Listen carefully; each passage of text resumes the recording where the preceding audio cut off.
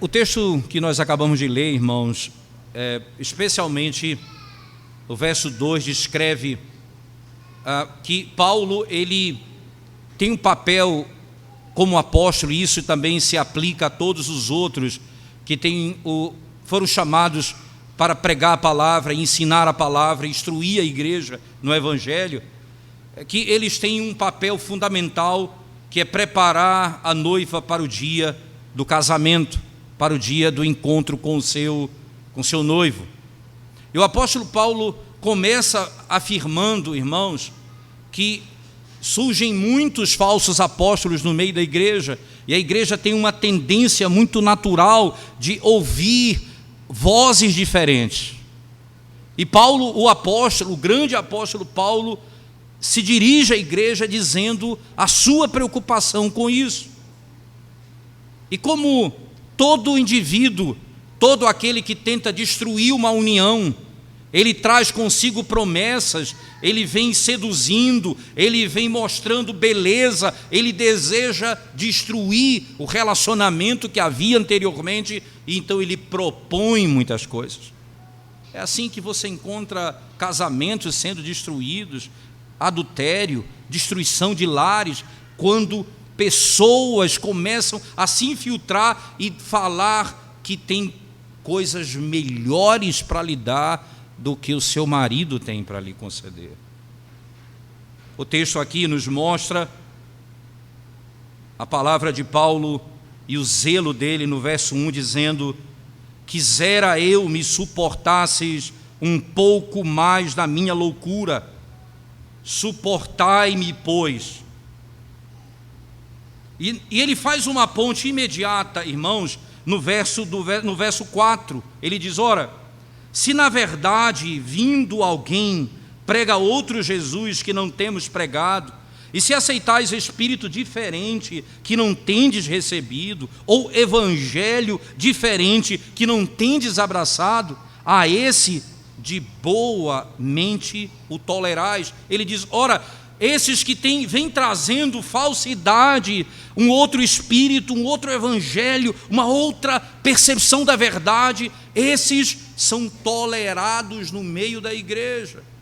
Mas ele disse: eu queria que vocês me suportassem um pouco mais na minha loucura, porque enquanto aos falsos vocês têm rapidamente abraçado. E aí Paulo vai agora adentrar esse assunto no verso 2, veja o que ele diz, irmãos: porque zelo por vós com zelo de Deus. E veja o que Paulo está dizendo, irmãos, preste bem atenção nisso. O zelo que Paulo descreve aqui o zelo é a palavra para ciúme. Eu tenho ciúme de vós com ciúme de Deus. Assim como o Espírito tem ciúme da sua igreja, o pastor tem ciúme do seu rebanho. Em que sentido? Não porque lhe pertence, mas porque, como diz o apóstolo Paulo, é o ciúme de Deus, para que não simplesmente se apeguem a outro, mas para que não se apeguem a outro Deus, a outro Senhor, que não seja o Senhor Jesus Cristo. Um pastor como, por exemplo, Thomas Boston, chega a dizer, se olhando para a sua congregação e pregando continuamente, não vendo fruto, pelo contrário, pessoas se levantavam na hora da pregação, arrastavam os pés e não davam não tinham interesse pela pregação. Thomas Boston diz assim à congregação: irmãos, eu os amo tanto que, se for necessário que eu deixe a congregação para que outro venha e os conduza ao caminho de santidade, não tem problema nenhum, porque a minha preocupação é com a sua alma. O ponto aqui de contato do apóstolo é porque eu zelo por vós com o zelo de Deus. Eu tenho ciúme de vocês com o zelo de Deus. Por quê, irmãos? Veja a sequência do texto: visto que vos tenho preparado para vos apresentar como virgem para um só esposo, que é Cristo. Você sabe qual é o meu trabalho? Sabe por que é o meu ciúme? porque vocês estão noivas de Cristo e vocês vão se casar com Ele. E o meu trabalho é para que vocês não se unam a outro Senhor. O meu trabalho é para que vocês não se esqueçam do Salvador, para que vocês não abandonem a verdadeira fé. O meu trabalho é prepará-los para o dia desse matrimônio. E eu quero apresentar vocês como virgem pura a um único marido, Jesus Cristo.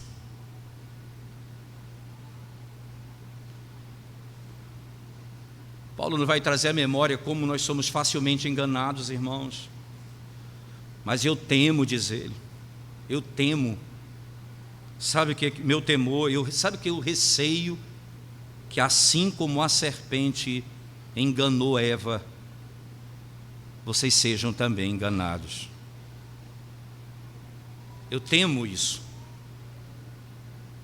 Palavra do apóstolo Paulo, eu receio que assim como a serpente enganou a Eva com a sua astúcia, com seu engodo, com sua voz sibilante, com as mentiras que são doces, suaves, mas que levam para o inferno, assim também seja corrompida a vossa mente e se aparte. E qual era a preocupação dele, irmãos? Se aparte do quê? Da simplicidade e pureza devidas a Cristo. É como era, perceba, duas coisas importantes o texto fala: simplicidade e pureza. O meu trabalho é que vocês sejam entregues como virgem pura a um único marido. A preocupação do apóstolo Paulo era entregar essa igreja ao Senhor Jesus Cristo, e Ele é santo e Ele é puro. Não se aparte a pureza, nem mesmo a santidade da vida de vocês. O meu temor é que isso venha acontecer e vocês sejam enganados para longe dessa verdade. Ora, Paulo, irmãos, de maneira gloriosa nesse texto, diz assim, ele vai mostrar as suas fraquezas. Ele diz: porque suponho, irmãos, porque suponho em nada ter sido inferior a esses tais apóstolos. Paulo está dizendo: eu não sou inferior a eles em nada. Mas ele fala de uma fragilidade dele. Ele diz: embora seja falto no falar, não sou no entendimento, não sou no conhecimento, mas em tudo e por todos os modos vos temos feito conhecer estas verdades. Qual é o tempo que a igreja se encontra hoje? A igreja se encontra entre o noivado e o casamento. A igreja se encontra entre aquilo que é o momento em que a igreja se submeteu a Cristo e o momento em que ela aguarda o encontro com Ele nos ares. Seria exatamente esse o propósito estabelecido pelo Senhor. O que o texto vai nos mostrar ainda mais, irmãos, é que esse tempo é chamado tempo em que nós somos testados. Há um gap, há um espaço aqui entre o nosso encontro com Cristo e o nosso casamento. Esse é o tempo em que a noiva ela passa a ser tentada. Esse é o tempo em que a noiva passa a ser tentada. Nesse tempo em que a igreja vive, os antigos amantes começam a buscá-la de volta. Os antigos amantes, os prazeres, a bebida, a droga, irmãos, a pornografia, de onde vocês foram tirados, eles insistem em querer trazer vocês de volta para eles. Os antigos amantes querem resgatar você de volta. Eles querem resgatar o que eles perderam. Algumas vezes eles vão suceder, mas eles não terão espaço naqueles que são sinceros. Esse é o tempo em que Paulo diz: eu estou preparando vocês para esse encontro, em que a noiva ela vai ficar pronta para o casamento.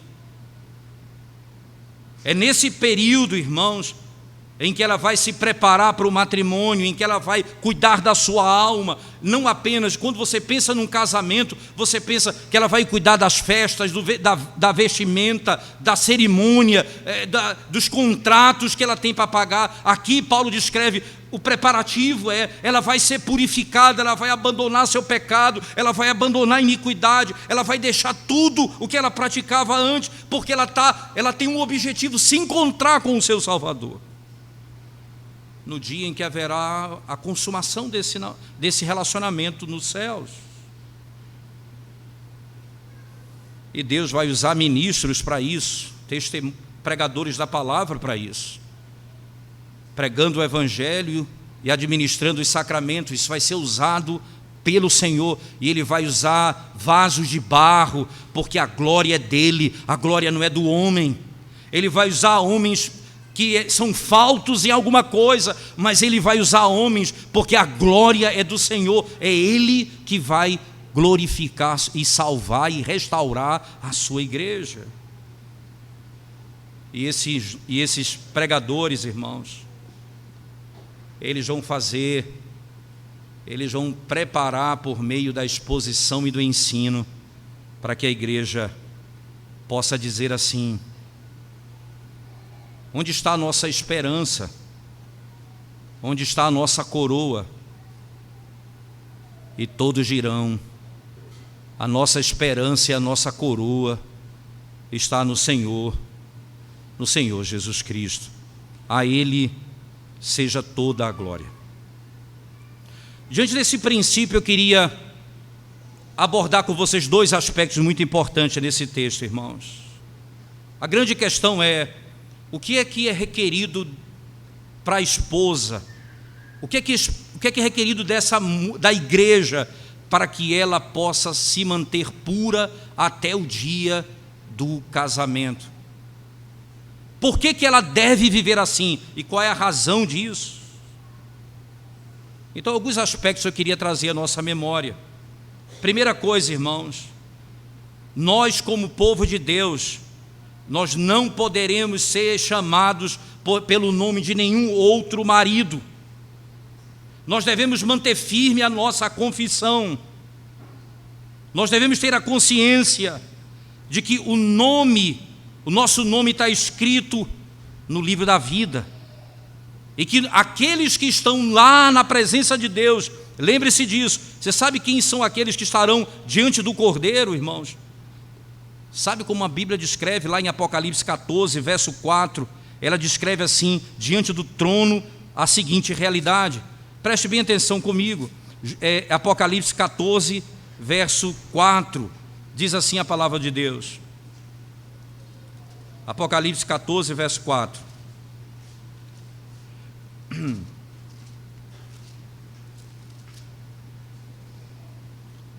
Deixa eu ler o verso 3 um pouco antes, o verso 3, para ficar mais claro. Entoava um novo cântico diante do trono, diante dos 4 seres viventes e dos anciãos. E ninguém pôde aprender o cântico, senão os 144.000 que foram comprados da terra. São estes os que não se macularam com mulheres, porque são castos. São eles os seguidores do Cordeiro. Por onde quer que vá, são os que foram redimidos dentre os homens, primícias para Deus e para o Cordeiro, e não se achou mentira na sua boca, não tem mácula. Você sabe como eram descritos aqueles que estavam diante do trono? Aqueles que não se macularam, aqueles que tinham um marido e não buscaram outro, aqueles que se uniram a Cristo e não quiseram outro Salvador. Aqueles que estavam unidos ao seu Senhor e não buscaram outro Redentor.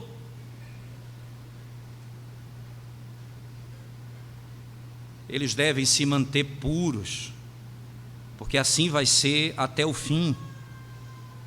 Outro aspecto importante, essa igreja, essa noiva, nunca deve voltar para o seu antigo marido, porque a alma que está desposada com Cristo, irmãos, ela foi divorciada dos ídolos, ela foi divorciada das paixões, e por isso ela não pode voltar a eles novamente. Nós não andamos segundo os prazeres da nossa carne, nós não fazemos isso. A alma que está verdadeiramente desposada com Cristo não está divorciada apenas dos prazeres e dos ídolos, mas também está divorciada da lei, como pacto de obras, e nós não podemos voltar a ela de novo. É por isso que Paulo, escrevendo aos Gálatas, diz assim, no capítulo 5, se vocês se deixarem circuncidar, Cristo de nada vos aproveitará. Se vocês voltarem para entender que vocês são salvos pela lei, o Evangelho não tem nenhum poder sobre vocês. Mas não para apenas aí, irmãos. O nosso Senhor Jesus Cristo, Ele sempre deve ter os nossos corações, Ele sempre deve ter o nosso amor, e Ele deve ter no nosso coração as afeições mais importantes.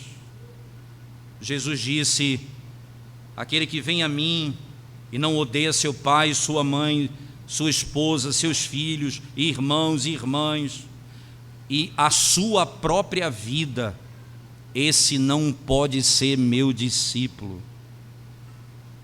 Não importa se são confortos, se isso é um conforto legítimo ou não.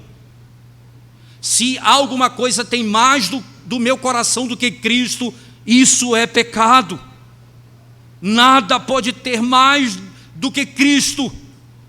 Nenhum sentimento, nenhum conforto, ninguém, nenhuma pessoa pode ter mais do que Cristo no meu coração. Essas pessoas que estão unidas a Cristo, a igreja do Senhor, não apenas devem fazer isso, mas também, irmãos, elas devem se apegar a Cristo, mesmo diante de todas as revoltas e iras do mundo contra ela. A igreja não pode ser subornada, a igreja não pode ser arrancada da presença do Senhor. A esposa de Cristo, irmãos, ela vai olhar para aquilo que o mundo diz a ela, vai falar da sua beleza, vai falar da sua glória, vai dizer como eles são bons, não objetivo de atraí-los. Não. Moisés, por exemplo, ele rejeitou ser chamado filho da filha de Faraó, escolhendo o sofrimento e a aflição com o povo de Deus, do que usufruir dos prazeres do pecado na sua época. Ele preferiu sofrer com o povo de Deus do que ser chamado filho da filha de Faraó.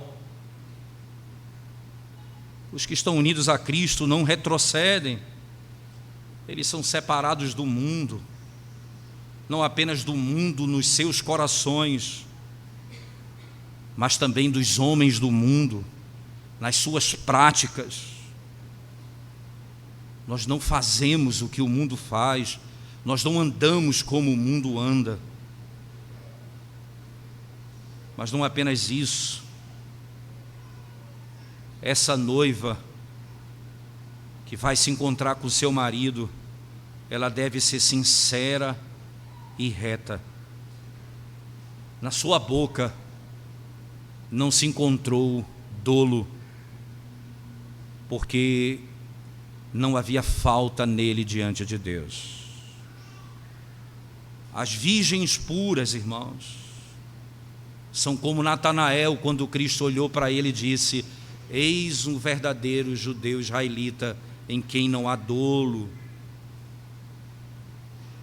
Hipocrisia contaminaria tudo. O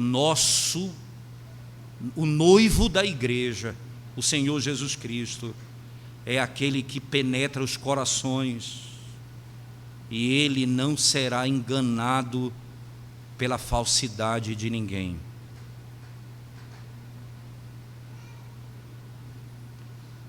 Você sabe quando é que vai ser apresentado? Quando é que o apóstolo Paulo diz que vai produzir tudo isso, irmãos? Ele diz: é porque eu vou apresentá-los a Deus, vou apresentá-los a Cristo, o único marido, naquele dia. Você sabe o que é isso? Há uma descrição direta: haverá um grande dia, quando Cristo virá para julgar os outros. Ele virá como um noivo para a sua própria igreja. Na morte, eles são apresentados a Ele e são recebidos na glória. Mas agora, quando Ele voltar, a alma e o corpo serão unidos e serão glorificados. E quem serão aqueles que serão apresentados a Cristo, irmãos? Como Paulo diz na segunda carta aos Coríntios: e somente aqueles que são guardados puros. Perceba, virgem pura. Esses serão apresentados a Cristo. Você sabe que no Antigo Testamento o sumo sacerdote, ele não podia casar com uma prostituta. E aí você vai entender a razão disso. É por causa que no dia do casamento com Cristo, veja que Apocalipse diz: não haverá imoralidade, impureza. Todos os que se apegaram às mulheres, isto é, os que praticaram prostituição, imoralidade e viveram na indecência, na prática da iniquidade, esses não verão a face de Cristo, porque o sumo sacerdote não se casa com prostitutas. É por isso que como o Evangelho faz, ele pega uma prostituta na nossa época e transforma numa mulher virgem, pura e santa, e apresenta a Deus sem pecado. Mas aqueles que estão nessa vida, dizendo-se de Cristo, e se relacionam com outros maridos, amando os prazeres, amando a carne, amando as paixões, mais do que a Cristo, esses não verão a face do Senhor.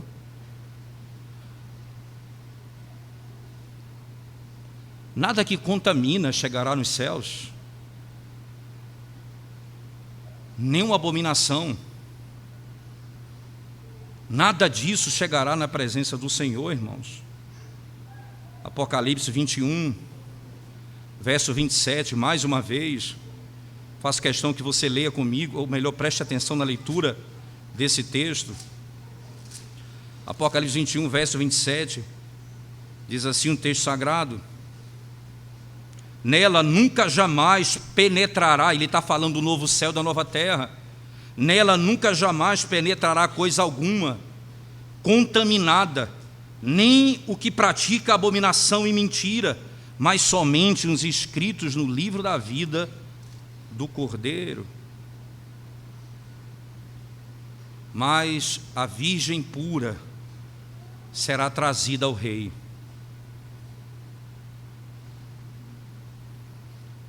Você sabe de onde essa noiva vai ir? Ela vai se encontrar com o Senhor. Onde ela vai encontrar-se literalmente com o Senhor? Ela vai se encontrar, ela vai ser chamada de muitos lugares. Essa noiva vai ser chamada até mesmo do sepulcro. Ela vai ser chamada do mundo. Ela vai ser chamada dessa terra. No dia que o Senhor voltar, naquele dia, essa noiva sairá do túmulo. Ela sairá desse mundo e se encontrará com o seu Senhor. por toda a eternidade. Eles serão assim. Que é maravilhoso ainda, irmãos, o lugar onde a noiva será apresentada ao noivo será exatamente nas nuvens, diz a palavra de Deus. Esse casamento se dará nas nuvens. O lugar contratado para essa cerimônia é um lugar descrito como nuvens. E nós nos encontraremos com o nosso Senhor. O lugar onde esse casamento será realizado será na casa do Pai, será nos céus. E eles estarão com o Senhor todos os dias da sua vida.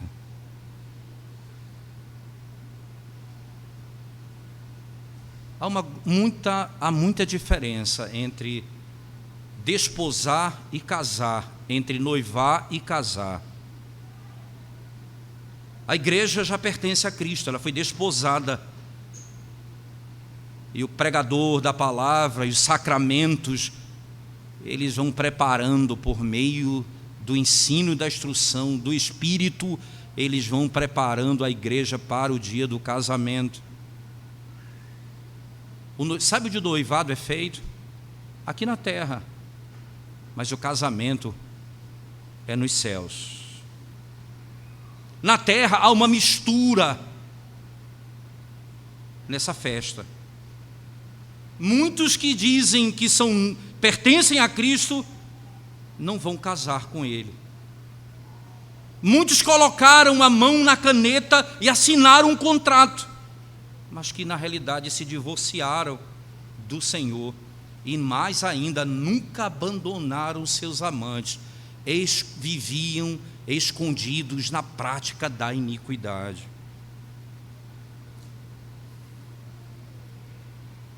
Serão revelados. A porta será fechada e ninguém senão a virgem pura será admitida nesse casamento. Ninguém.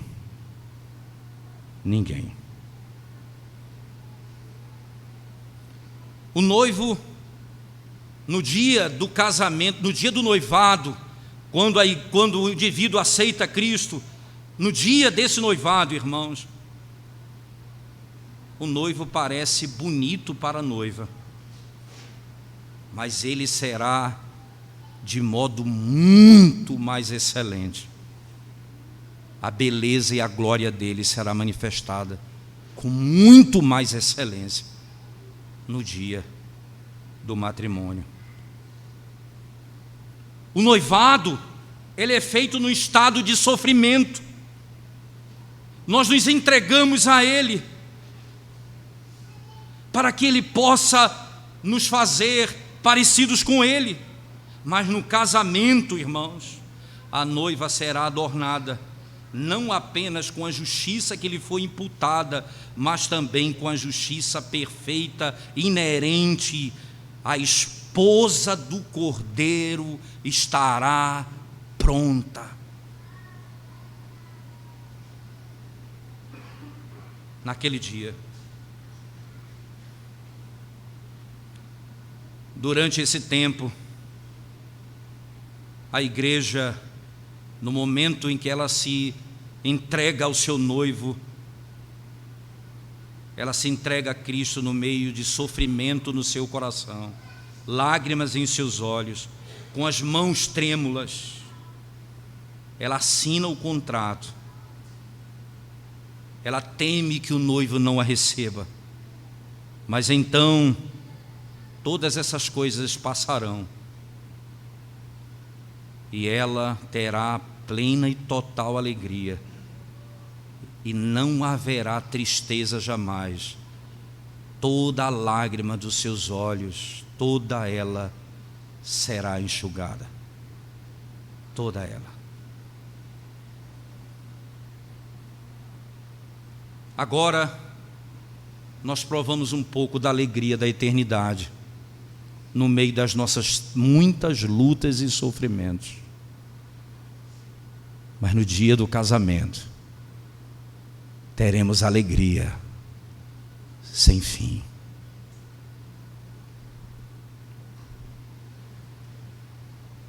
Agora, no dia do noivado, a noiva está em perigo. Muitos tentam tirá-la da pureza, mas depois do casamento, nunca mais ela terá perigo e ninguém poderá tocá-la.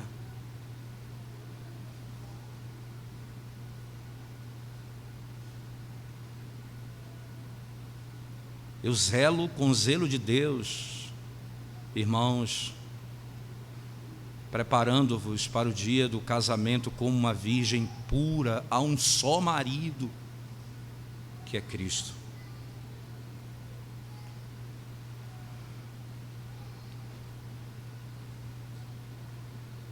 Lembrem-se, irmãos, aqui nessa igreja local, você que é membro dessa igreja, no dia da ceia do Senhor, que é o próximo domingo, quando for lidas as Escrituras e distribuídos os elementos, e quando você pegar o pão e colocar na sua boca, e depois pegar o vinho e bebê-lo, ninguém vai estar obrigando você a isso, ninguém disse a você, você é obrigado a fazer isso, mas você fez isso de todo o coração.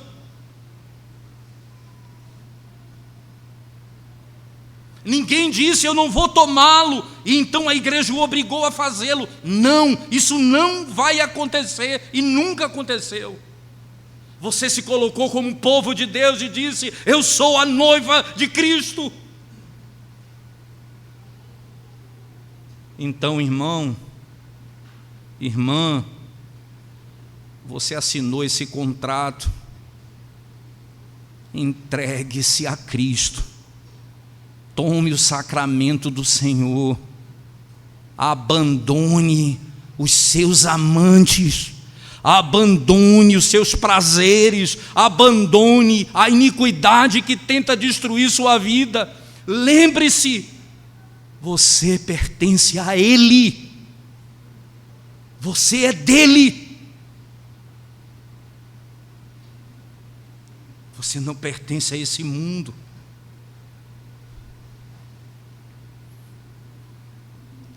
Se eu tenho uma exigência, se eu tenho um pedido a fazer a você, como igreja, membro dessa igreja local, comporte-se, irmão, assim como você será apresentado como uma virgem pura para o teu marido, Jesus Cristo. Viva como quem vai se encontrar com o Senhor agora. Aparte-se de toda a imoralidade.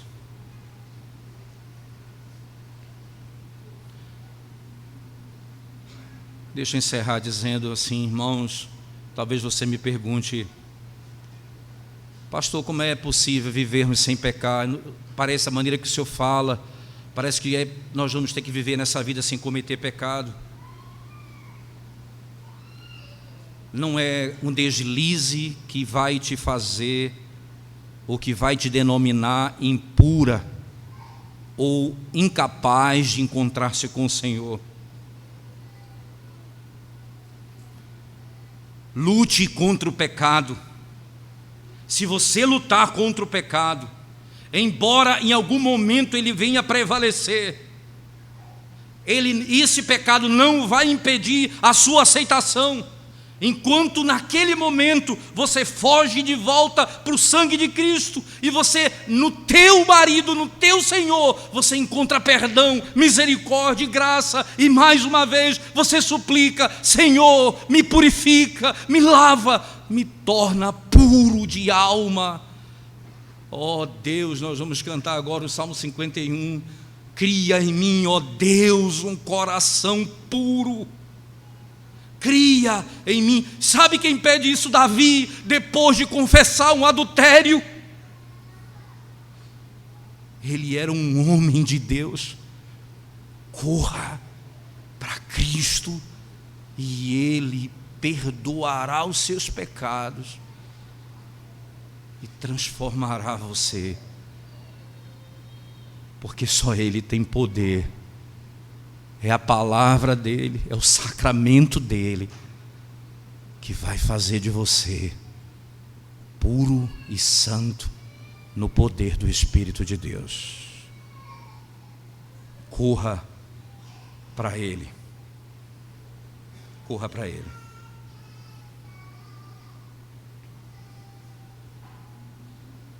Corra para o Senhor agora. Ele é poderoso para restaurar a tua sorte e mudar a tua vida. Vamos curvar nossa cabeça e orar ao Senhor nesse momento, irmãos. Ó Deus bendito, quão glorioso é o teu nome, quão exaltado é o teu nome em toda a terra e no meio da tua igreja. Tu és o nosso Senhor, Tu és o nosso Redentor. Queremos viver para Ti, ó Deus, de todo o nosso coração, toda a nossa força. Ajuda-nos, Senhor, porque somos fracos. Concede-nos graça, porque essa graça é poderosa para nos fazer vencer o pecado e andarmos em retidão. Derrama o Teu sangue sobre nós, porque o Teu sangue nos purifica de todo o pecado, Senhor. Deus, visita-nos com graça nessa noite. Deus, apieda-te da nossa vida, apieda-te dessa igreja local. Abençoa-nos, ó Deus, como líderes nessa tarefa gloriosa, de zelarmos pela igreja dessa forma. Ajuda-nos, ó Deus, a não perdermos de vista esse propósito. Em nome de Jesus nós oramos. Amém. Coloquemos-nos de pé.